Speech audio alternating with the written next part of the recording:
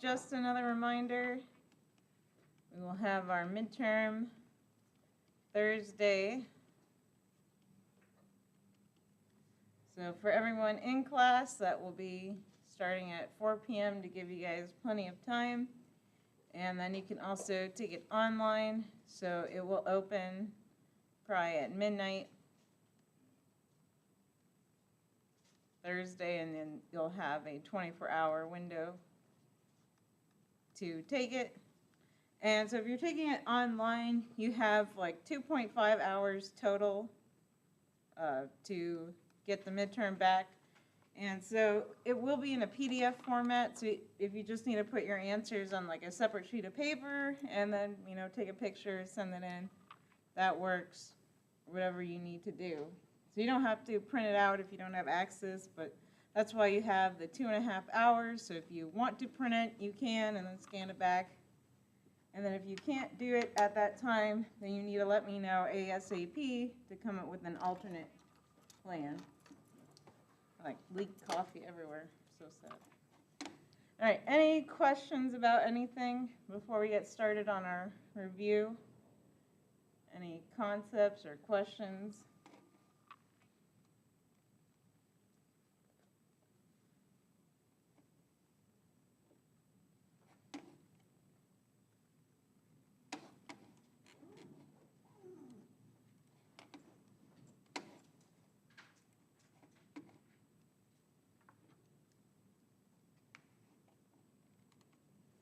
So let's just start off. Let's do some practice. So write the atomic symbol. So given the following.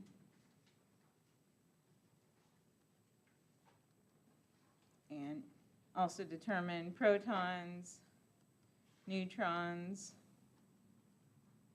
electrons.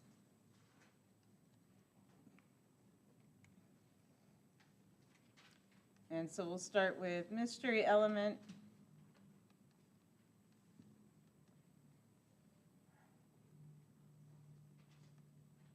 Has 41 protons.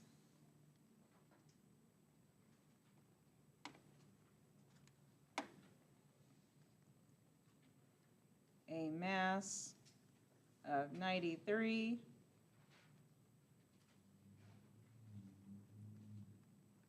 And 35 electrons. So can you determine what element it is and then write the proper symbol for it? So give everyone a minute or so.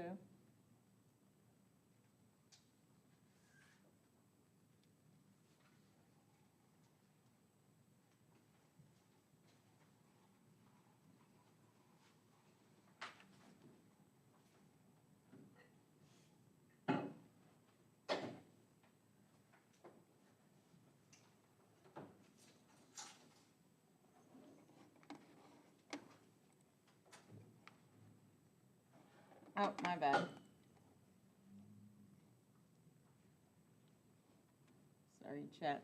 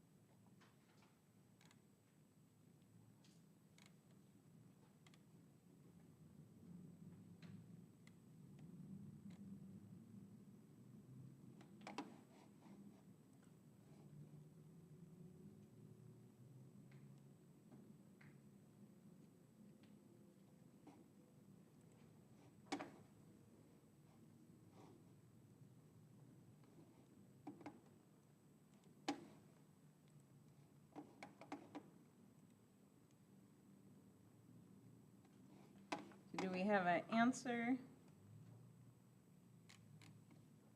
So how would we write our symbol? Neobium. So what symbol is niobium? NB. So NB. Charge would be +5 or +6. slight math error in there, so +6. And then what else do we need to write?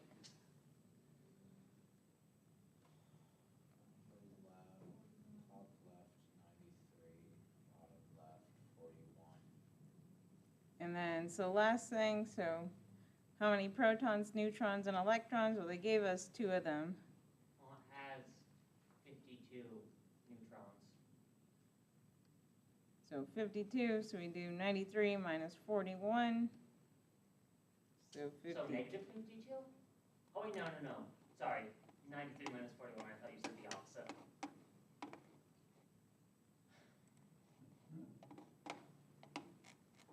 All right, let's try another one. Oh yeah, what are the numbers below atomic weight again? What numbers below atomic weight? On our periodic table. So below atomic weight, there's like for nickel 2, 8, 16, 2. Oh, those Is that the electron shells? Yeah, that's the electron configuration. Oh, that's neat. That's confusing. It does some really funky things. Fun. So let's see, let's try.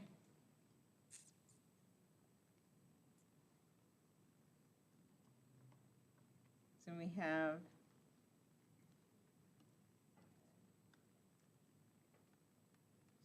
unknown element with 24 for its atomic number.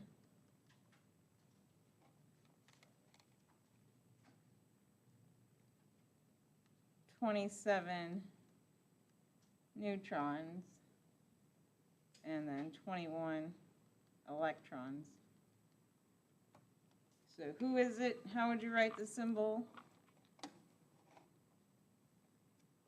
It's chromium. Oh, give everyone a second. Oh, sorry.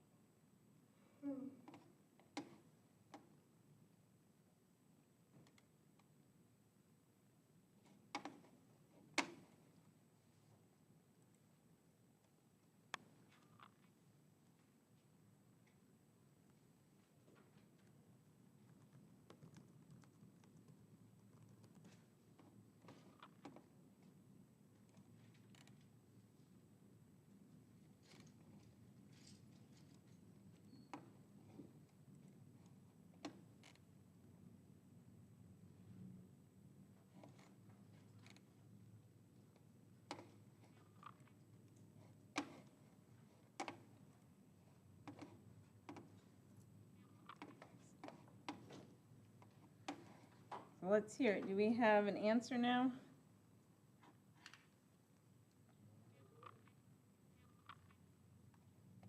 Chromium symbol Cr So chromium, has a +3 charge. so +3 charge. Atomic number 24, obviously. Atomic weight.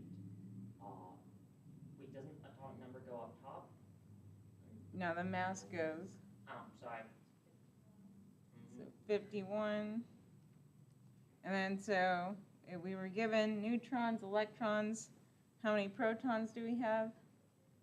24. So 24 protons. And then I see the chat too, so it looks like the chat has that answer as well. So do we feel okay about this stuff? Oh, yeah. On the mass number, sometimes it's not what it has here. Is it certain ones that are like that, or is it like exceptions? So I think we're about to cover what that mass number is again. Because remember that mass number is determined from all the isotopes. It's So- just an average weight. Yeah, so there will be times when it won't match up. So on that, that's a good transition here. Oh, that's one you did for homework. Let's try this one. This will be fun.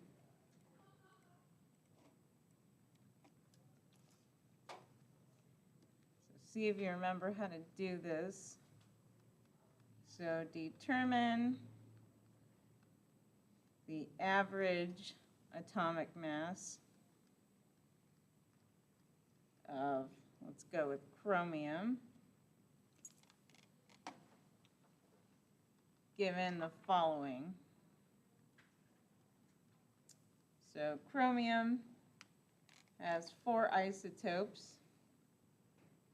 So chromium 50, which has a mass of 49.9461 and a percent abundance of 4.345. So chromium 52 has a mass of 51.9405 and an abundance of 83.789%. And then chromium 53 has a mass of 52.9406 and has a percent abundance of 9.501. And then chromium 54 has a mass of 53.9388 and an abundance of 2.365. So how would you set this up? What's the answer? So I'll give everyone a couple minutes.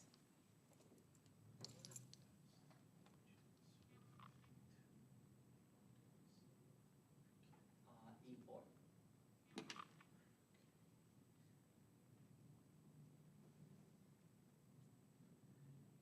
Now it looks like 9.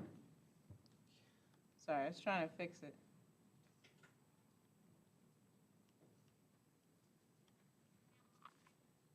So it's 7, 8, 9? Yeah. I thought it was 4 before. Oh, so it's 7, 8, 8, 9. Not 7, 8, 9. Got it.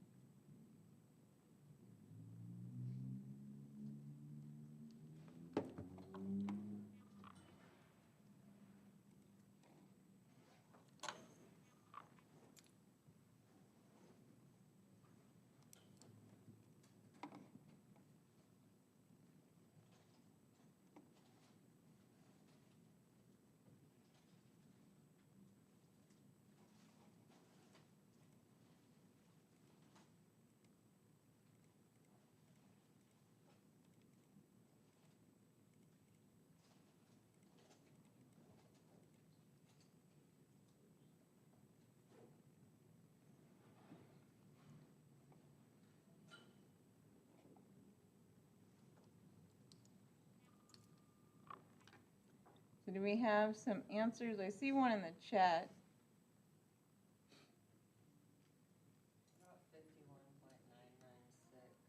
About 51.996. So 51.996. But I don't know how you would round that if you're doing significant figures. So the best way is to do this kind of one by one, which admittedly I didn't do in the calculator, but I kind of did a guesstimate. Because I'm looking, and so these two are kind of our limiting sig figs. So this is 4 sig figs, but if you punch that into the calculator, just the 49 times, and then it sounded like everyone did a good job of moving the decimal place over. So that's the one thing that gets students, is make sure you move it over 2 spots. And so if you punch this in just by itself, you should get 2.170. So those are your 4 sig figs. And so what I kind of gathered by this, I'll show you what I was doing on my calculator while y'all were punching away.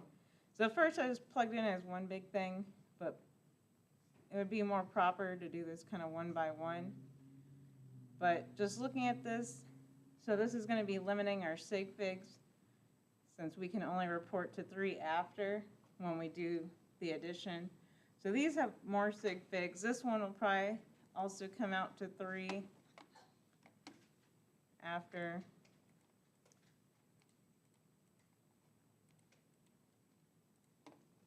So I'll do the 0.09501.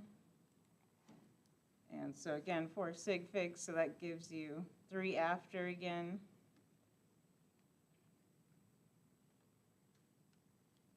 So 5.02, I guess that rounds to 0.030. So if you did it properly, you might have like a slightly different answer, but it should be rounded to like 3 after. So that's why I rounded it like that. All right, any questions on this one?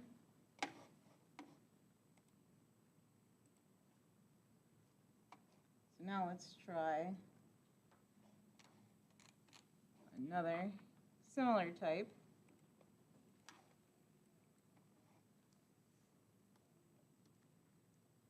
So now we have, so chlorine has 2 main isotopes. And by main, I mean stable. And so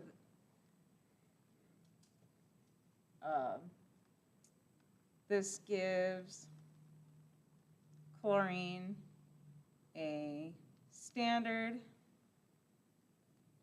atomic weight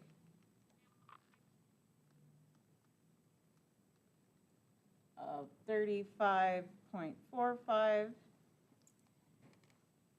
And so if your 2 isotopes, and we'll make the math easy, are chlorine 35 and chlorine 37, what is the percent abundance of each?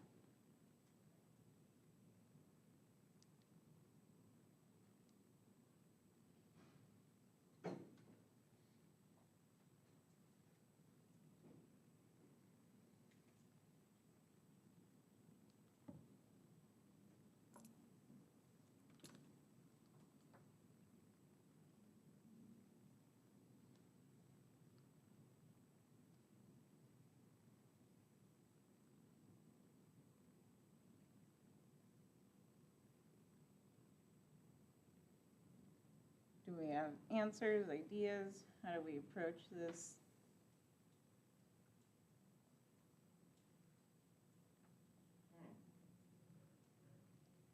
I got 1% for the chlorine 35, and then 98 or 95.8. So how'd you get that? I took 35.45 and divided it by 35 and by 37. So that doesn't quite work out. So let's try to think about how we could set this up. I have to do some algebra.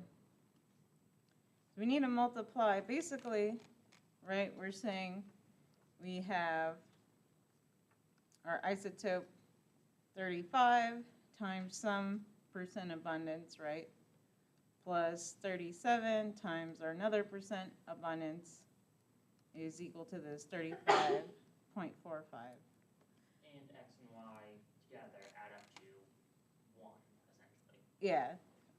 So X plus Y, so if we take 100, right, convert it to a decimal, so now they equal 1.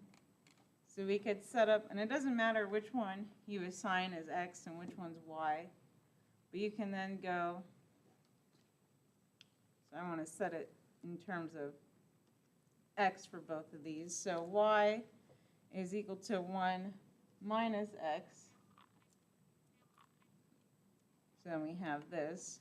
So now we can plug this in algebraically. So now we have 35 times X plus 37 times 1 times X, or excuse me, 1 minus X is equal to 35.45.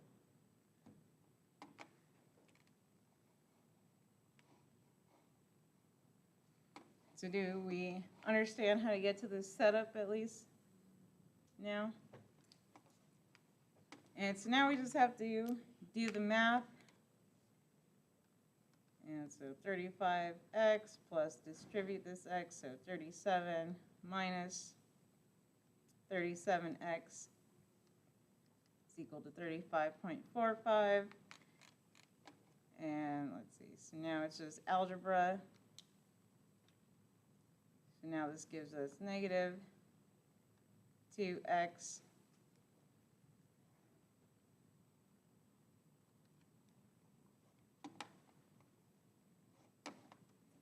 is equal to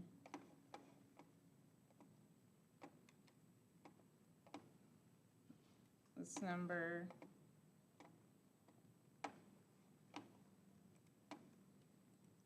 so 35.45 minus 37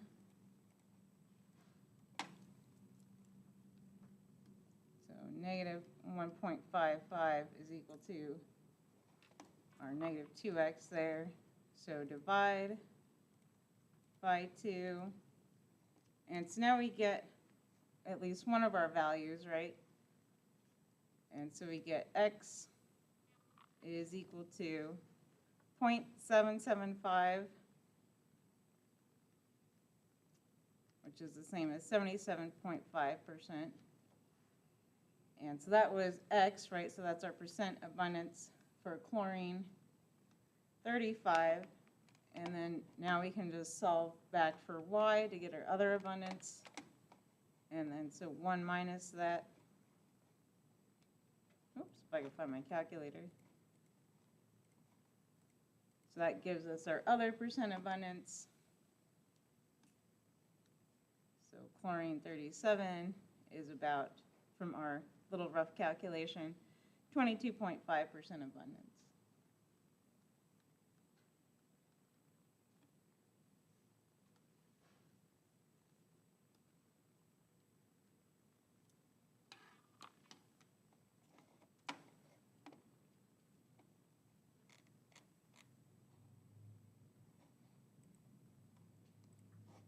Do we need to do another one like this or anything, or?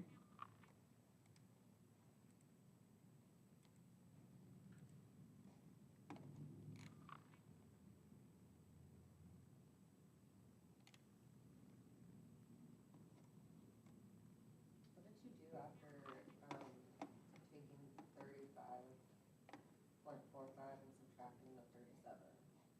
So I subtracted that, so then I was left with this negative 2x is equal to negative 1.55. So I wanted to solve for x, so I just divided by 2. And so I did that on the calculator, so divide by my negative 2 to give me x there. Let's do one more like this. So let me look up something really quick.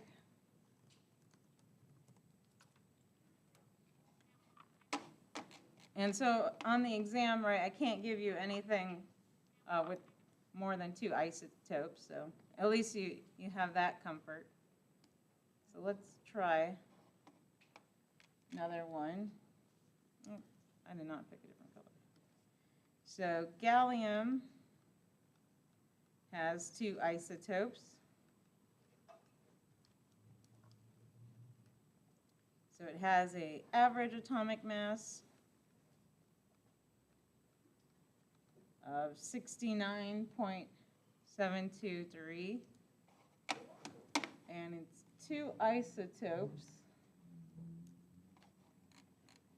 Let's pick some harder numbers now. So it's 2 isotopes, so we'll use the real numbers now. So we have gallium 69, which has an exact mass of 68.9255 atomic mass units. And the other isotope is gallium 71, which has a mass of 70.924, sorry, hard to read, 47 atomic mass units. So what is the percent abundance of each isotope?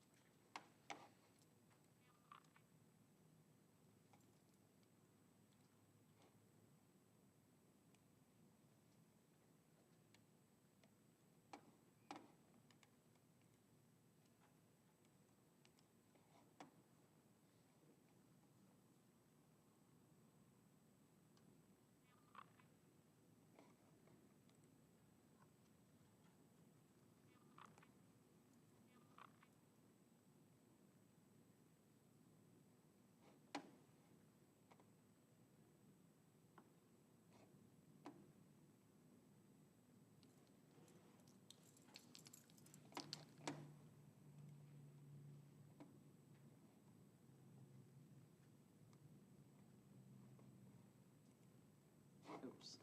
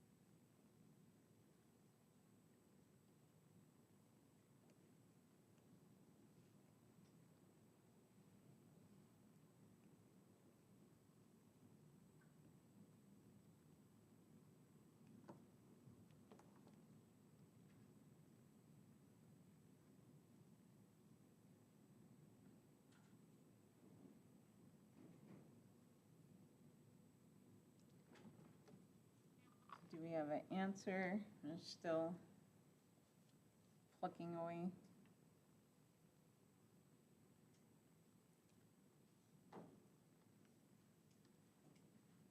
So I'll at least do this setup, so hopefully you have something that looks like this. So your one isotope times X for our first percent abundance, and then plus our second isotope. And I'll just go ahead and skip to this 1 minus X part is equal to 69.723. And so now I just made a bunch of horrible numbers for y'all for your fun. And so now it's just math.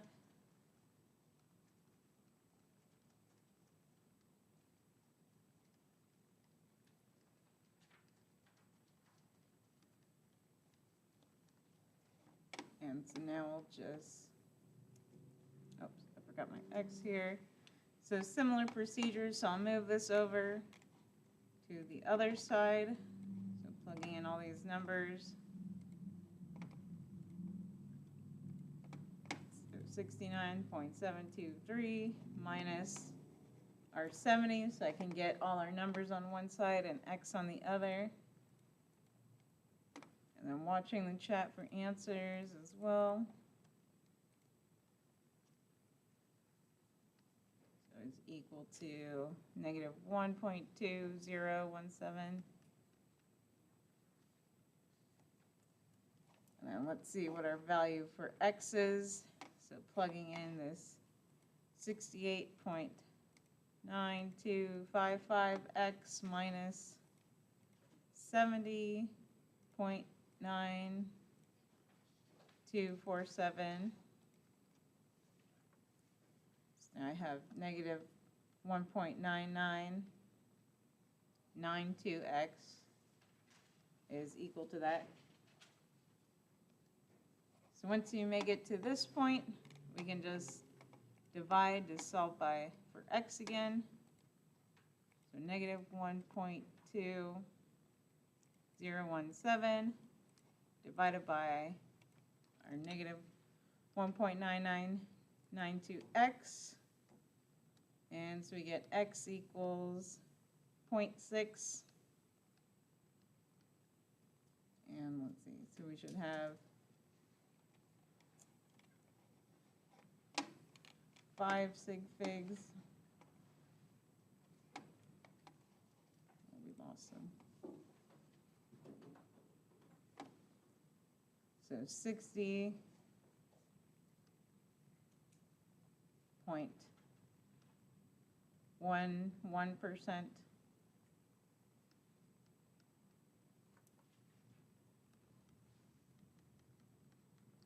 And then that means our other one, so 1 minus X.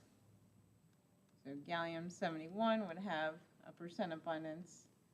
Now I'm just looking at the chat of 39.89%. Oops.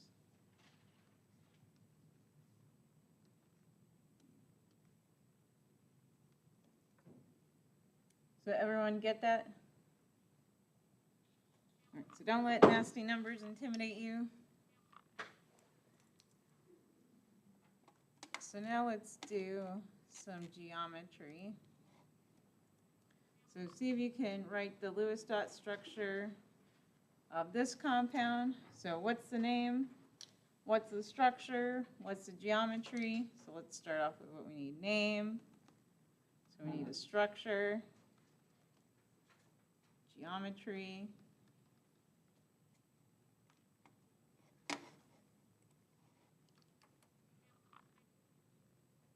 And then polar or non-polar.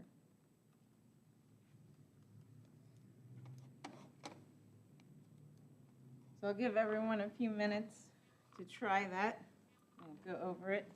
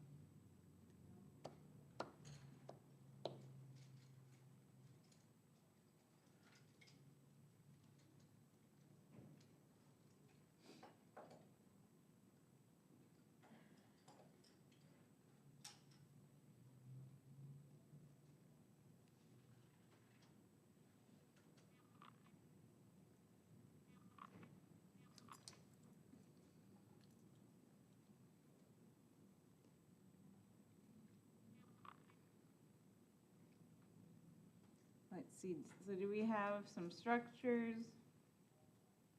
The name is sulfide, I think. Mm. So I think, did you consult your polyatomics? Because I would say it's not, remember, it doesn't have a charge, this one. Yeah, so this is just plain old sulfur trioxide, although we will do sulfite in our next Lewis dot structure. So it's just neutral SO3. And then, so let's just start with, so how many total electrons do we have in our party here? 24. So 24 electrons, so excellent. So 6 valence electrons for each one of those, so 6 times 4, 24. And then, so how did you all approach this structure? Give me some descriptions.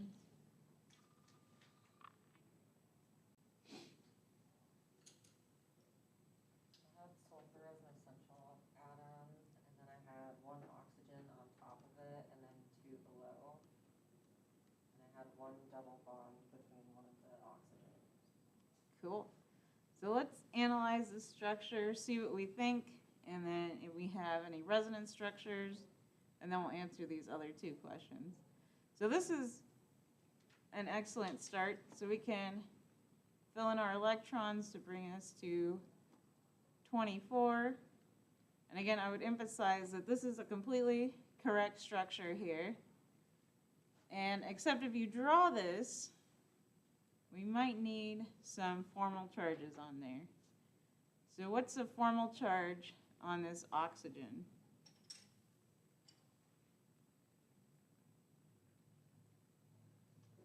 Do we remember our formula for formal charge?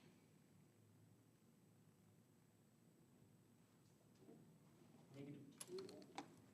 No, I would recount. each bond is worth, So each bond is just worth 1. yeah, each bond is just worth 1. Yeah, oh, it's just 0. Recount. So remember, it's the number, so just how many valence electrons it has, Yeah. minus the number of electrons, minus number of bonds. And remember, this is individual electrons. Yeah, so it has 6 valence electrons. Yeah, so 6 in the neutral, and then Yeah. minus, Oh, I was looking at the top one. oh, my bad. So this one would be 0. You're Yeah. right. So 0 for this one. Sorry, I was looking at these bottom ones. And then, -1. so exactly, so minus 6, minus 1, so we get -1, -1. But then this is neutral, so where's our 2 plus charge hiding? In the silicon? Or, Sorry, sulfur. yeah, so in our sulfur, so we have our 2 plus charge, and you could formally figure that out, so 6 minus 4 gives you +2. So this is one good structure.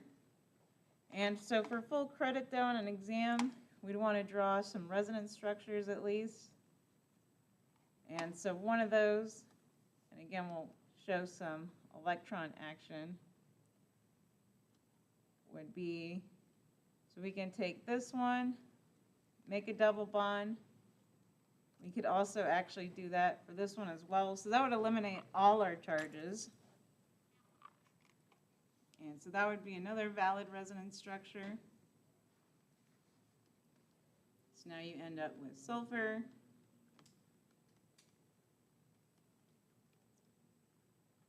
So still 24 electrons. So each of these has 8, so 8 times 3 is 24. Of course, now sulfur is hypervalent. That's okay, sulfur can be hypervalent. And so you'd want to include this resonance structure. You could also add all of these in for completion's sake, to show that that double bond is going to be rotating around, because again, these structures are an average. Don't forget your charges. And you could also technically draw in this one where you have 2 double bonds and 1 single. It's not the most ideal since we still have that charge there, but again, it's still valid. It's still giving us an idea of how we can push these electrons around.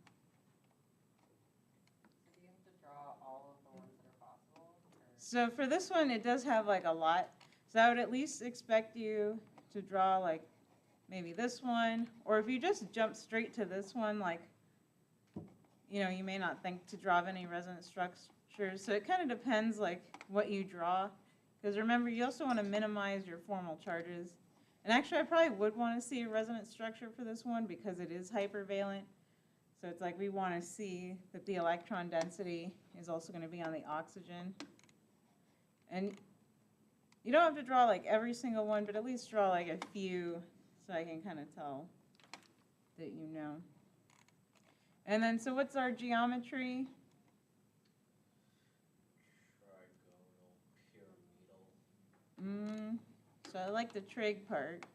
So remember, it just has 3 things attached to it. Trigonal, planar. Yeah.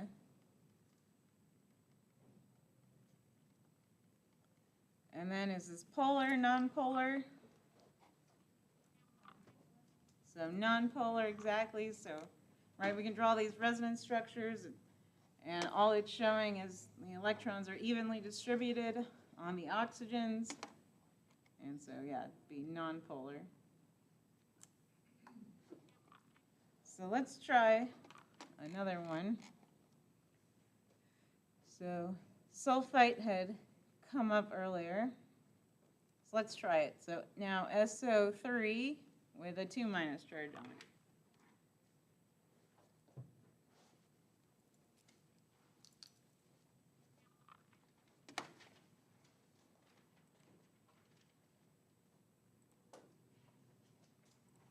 And you could always use this as like a starting point too. You just have to kind of figure out how you would modify it a little.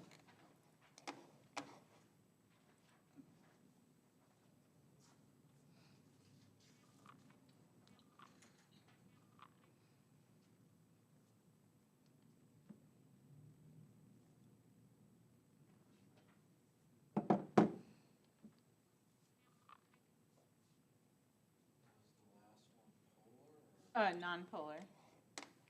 I had it circled. Non-polar.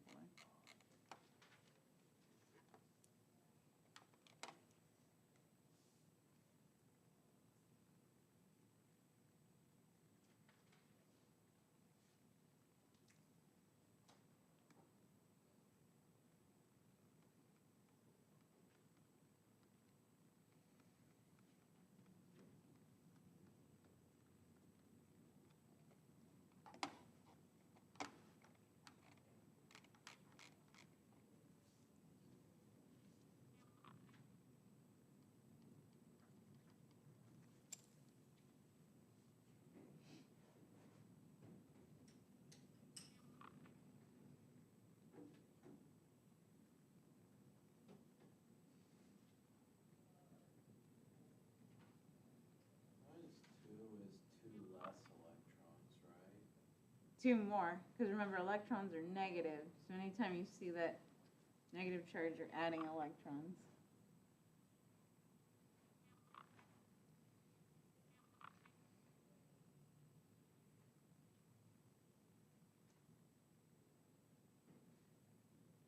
You can always write like helpful notes to yourself, like more negative, adding electrons, you know, that sort of thing, because it can feel counterintuitive.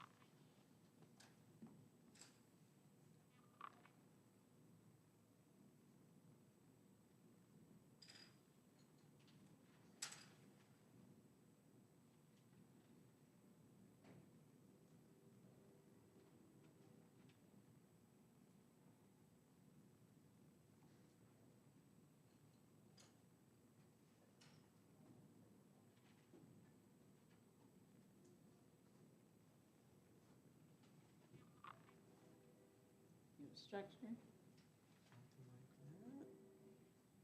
Let's see. So the only thing is that has a lot of electrons, doesn't it? So where else could you put those electrons? What can be hypervalent? So oxygen can't be.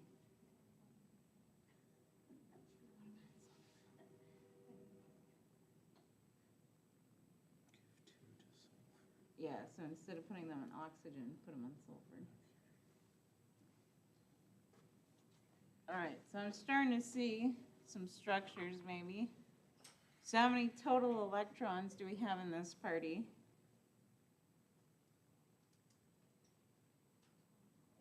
So 26.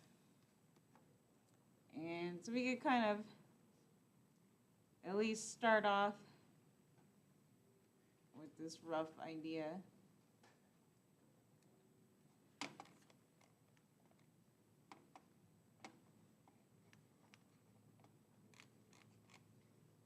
So how do we want to start? We could start, because last time we said, you know, we made one of these a double bond.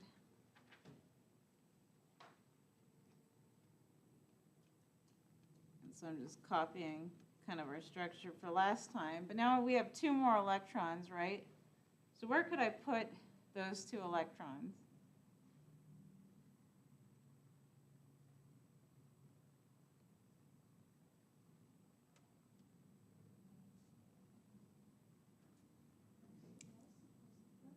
So put them on sulfur? Yeah, so let's do that. And then, so now I'm going to kind of redraw this so I can show the geometry better. And again, don't be afraid of, you know, you kind of start somewhere. You may have to redraw. So now I'm just going to redraw it with kind of my lone pairs, trying to show more geometry.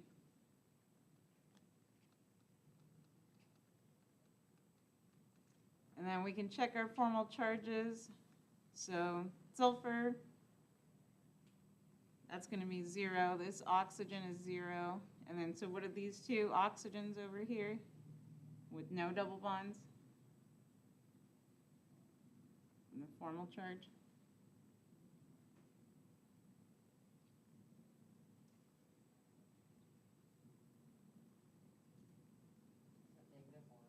Yep. So, right, we have 6 minus 1, 2, 3, 4, 5, 6, and then minus 1. So both of these are -1. And that makes sense, right? Because we have to get a -2 overall charge from somewhere.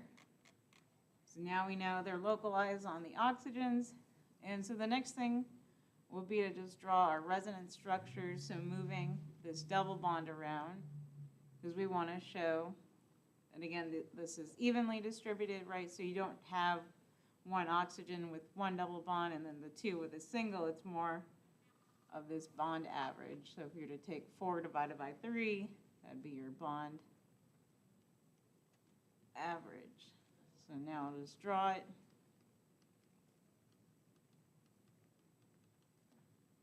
Put your formal charges on. And our next resonance structure.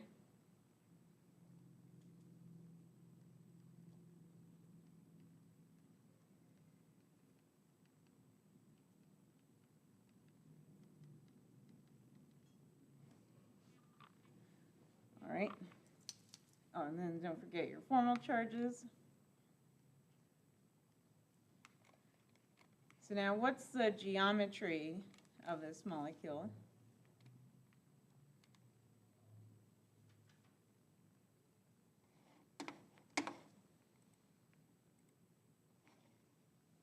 Trigonal pyramidal.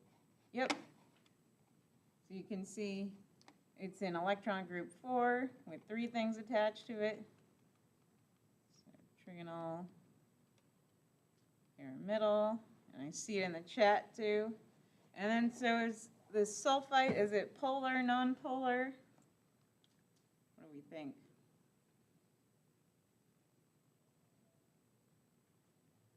Non.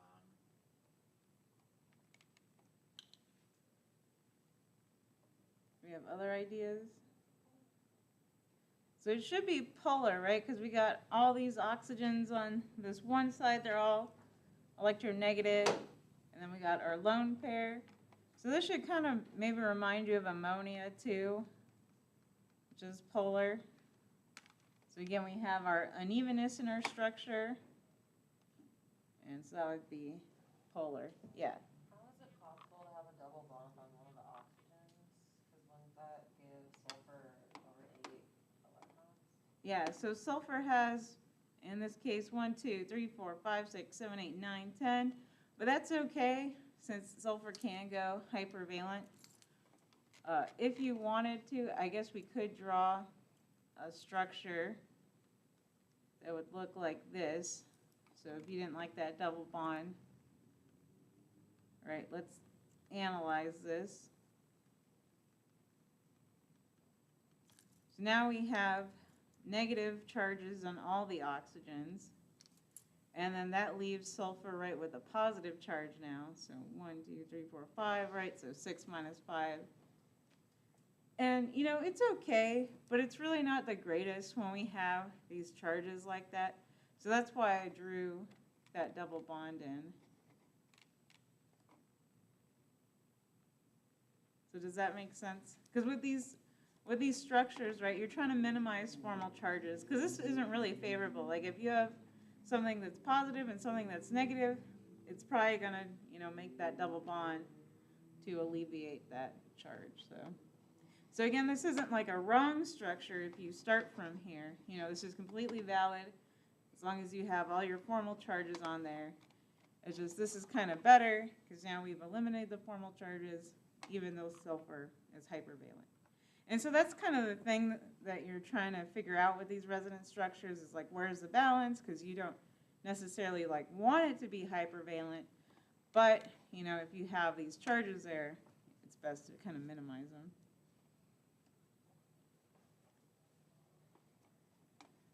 All right, what else, what topics do we need to hit? How are we feeling? So I will say we basically have hit the entire midterm at this point, so I've covered at least one type of example from the midterm.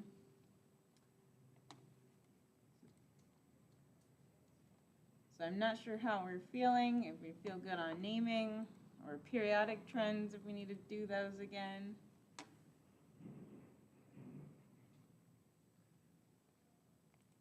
What's the formula to search for the amount of electrons again? Like 26, 24. The 24 and 26 one. So I would say that like the charge is equal to your protons, and then you can think of it like minus the electrons, or sometimes I think of it as protons plus electrons, but you know that electrons are negative, so it ends up subtracting. So whatever way in your brain kind of makes the most sense. So I always think kind of add them together, but I know electrons are bringing that negative charge, but if you want to just subtract it, that also works too.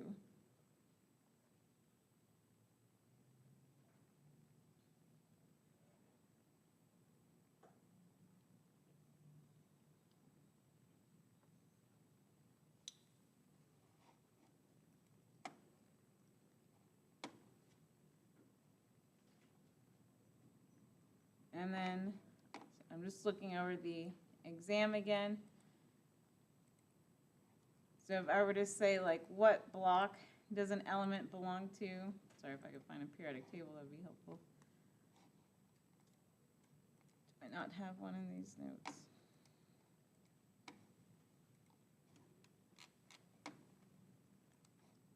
So if we look at our periodic table, right, and I say, let's say you have, let's just look at selenium. So what block is it in? P. So P, exactly. And so just keep that in mind, right? So we have our S block, our P block, so you may be asked to identify like what block something's from. So D and F, of course, down here. So same thing, right? So what block does osmium belong to? D. So D block, exactly. And then question in the chat, is the test one that we print and then scan? So you don't have to print it. You could print it, so it will be a PDF. I know that's not the most convenient for everybody. But if you can't print it, just do your work somewhere and then take a picture, send that in, and then just show your work. So that goes for everyone, right? Show your work, show your work, show your work. So you will not get full points if you don't show your work. And you also want to get points if you make an error. You want to get as many points as possible. So show your work.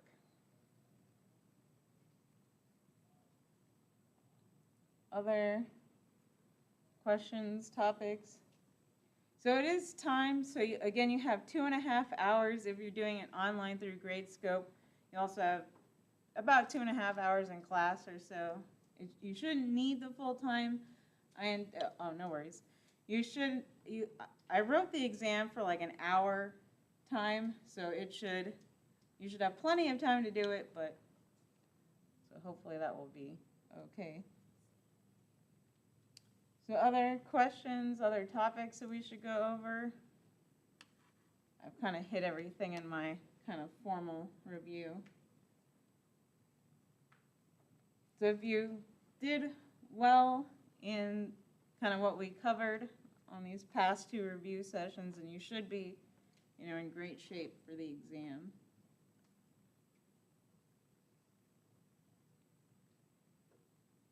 Can you do another example for the one that we did on the first review day where you had like the wood and you had to do the dimensional analysis by like finding the volume and then finding how thick it was? Yeah, so do you just want to do like a similar problem? Yeah, if you have one. Yeah. Let me.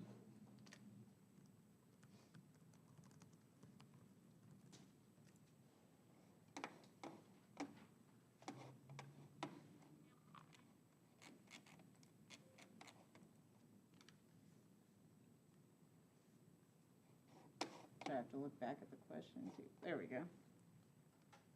So a cylinder has a density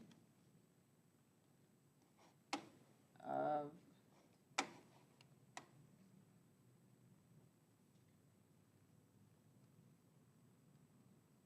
15.3. Let's do grams per centimeter cubed.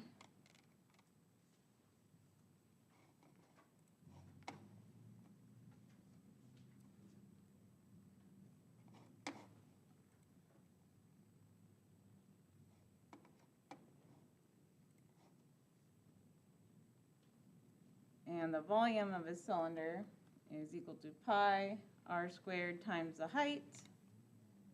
And so we know that our height is 6.0 centimeters. So what is the radius?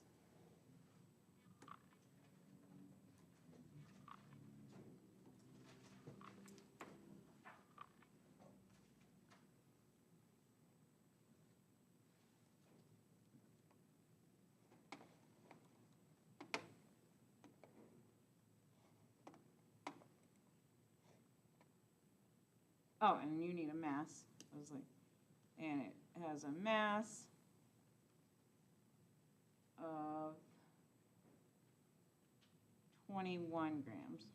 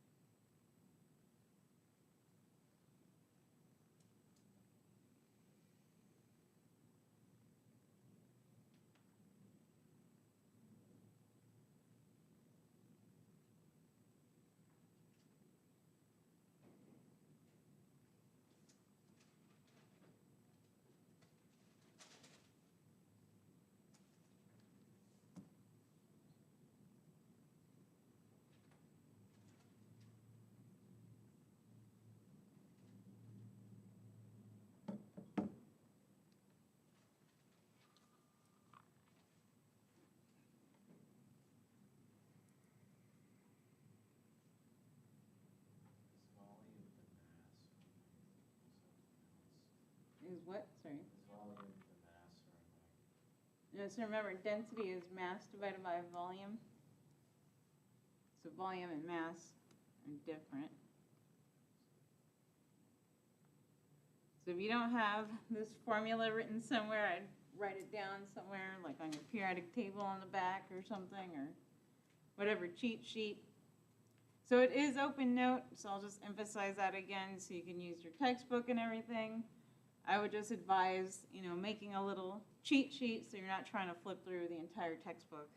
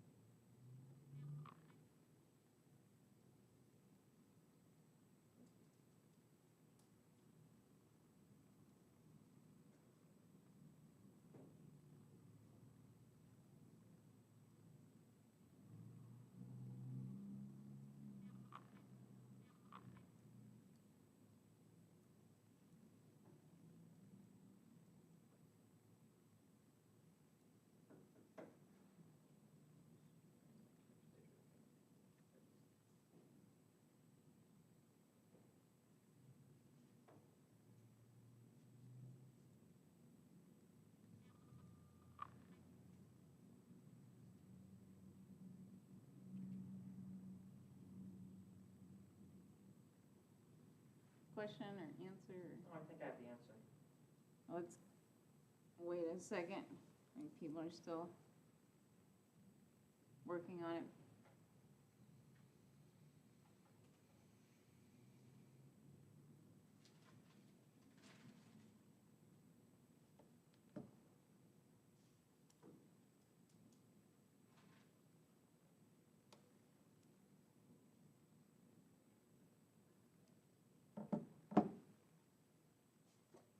All right, so Spencer, you want to walk me through what you did?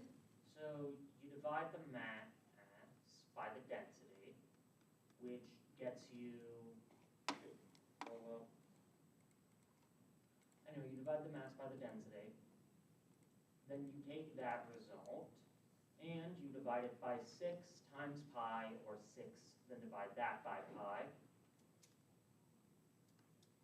So we're given, so we have our volume You want to have the volume, of 1 point. and you're trying to find the variable r.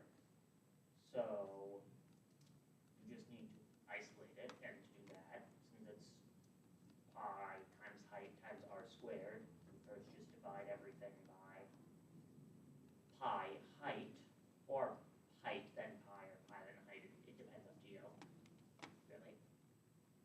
Then after you do that, you just square it, or find the square root.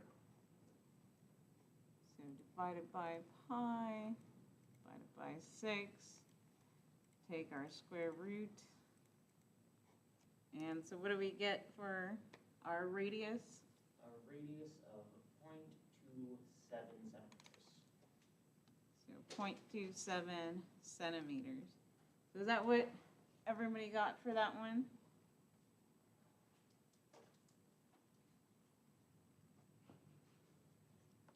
So if we didn't get there, what happened? So remember, you can use your dimensional analysis or your triangle trick to help you with this first part. So you could also see, right, we have 21 grams. And if we want to get centimeters cubed, that means we should divide. So that gives you, right, your volume. And then, so that's how we got that. And then whatever our volume formula is equal to.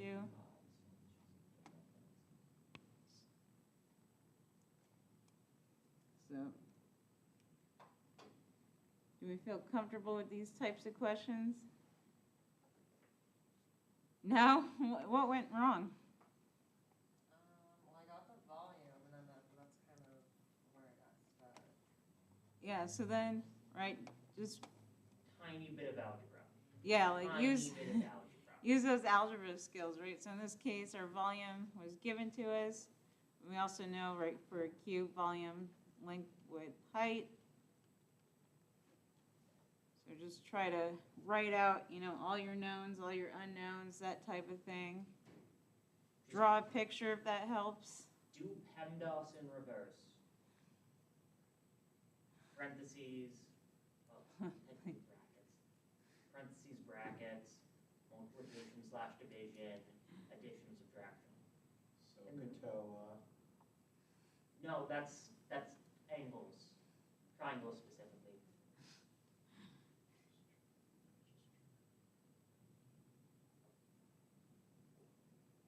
All right, I think we're out of time essentially, unless there are last minute questions, urgent things.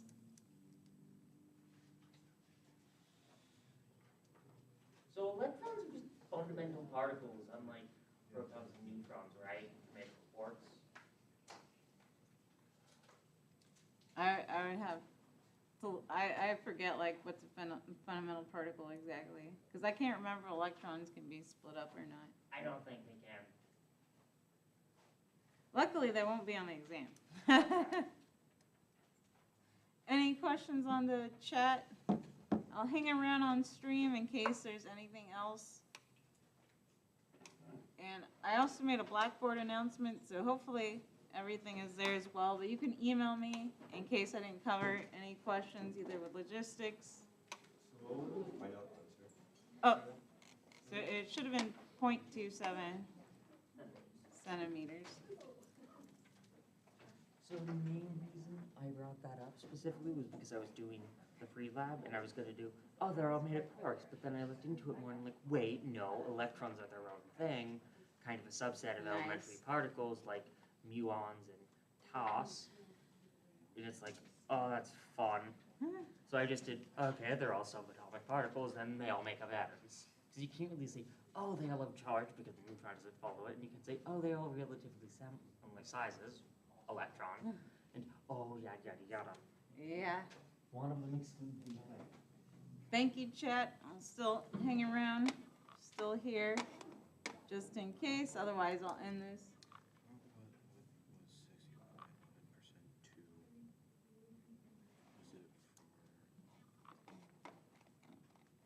So I gotta trace back.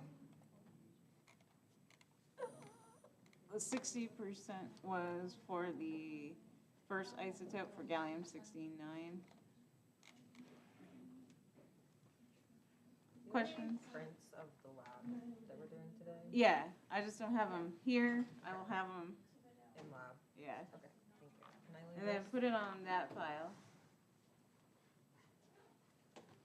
All right, looks like I'm gonna end the stream since there are no other questions. Again, just email me if there are other issues. Turning stuff in, you can. Anything like lab homework? Yeah, it'll just be in one file. All right, thanks again. Good luck.